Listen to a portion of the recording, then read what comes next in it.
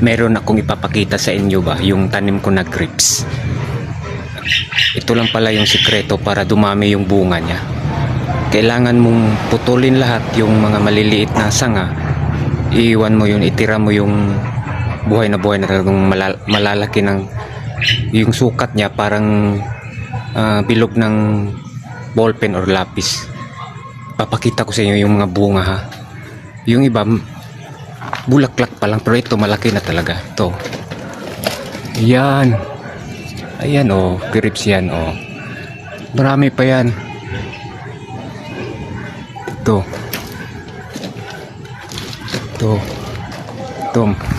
meron dito maliliit pa kagaya nito.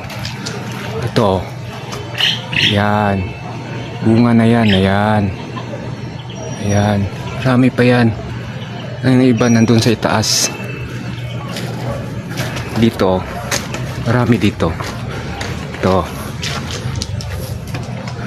papakita ko sa inyo talaga kung paano dumami yung bunga.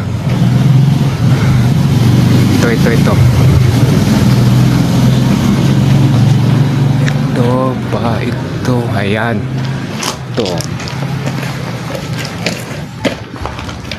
Ito, bunga yan eh. Ito, ayan, bunga din yan oh. I-update ko lang kayo pag malaki na talaga. Maganda na sila tignan lahat. Ito pa, dami na ito. Daming bunga yan. Bunga yan, ito pa, yan, ito pa oh, dami yan.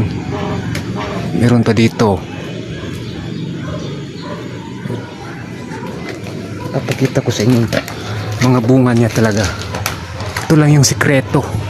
Kailangan mong putulin yung mga lahat talaga para bagong sibo lahat. Ito pa oh, yung bunga niya.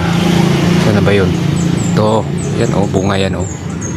Ayan, ito pa, marami yan to oh, bunga yan. Doon pa sa taas oh, pinarami ko para pag lumaki may kakainin. Tsaka kailangan din ng pataba, yung organic na pataba. Tsaka ito pa, ayun, madami na to eh. Ito, yung iba nasa taas. Ito talaga yung malaki na oh. Ito. Kaya kung gusto nyong mag-alaga ng grapes, ganito lang ang sikreto. Ayan oh. Kailangan mong alisin yung lahat. Wala kang itirang dahon.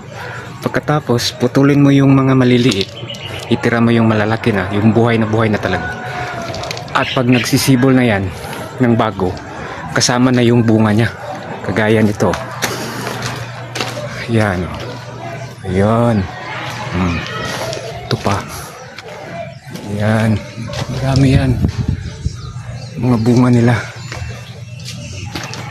Kailangan mo ring biligan, kagaya mo, kailangan ng dilig. Bye bye, yun lang.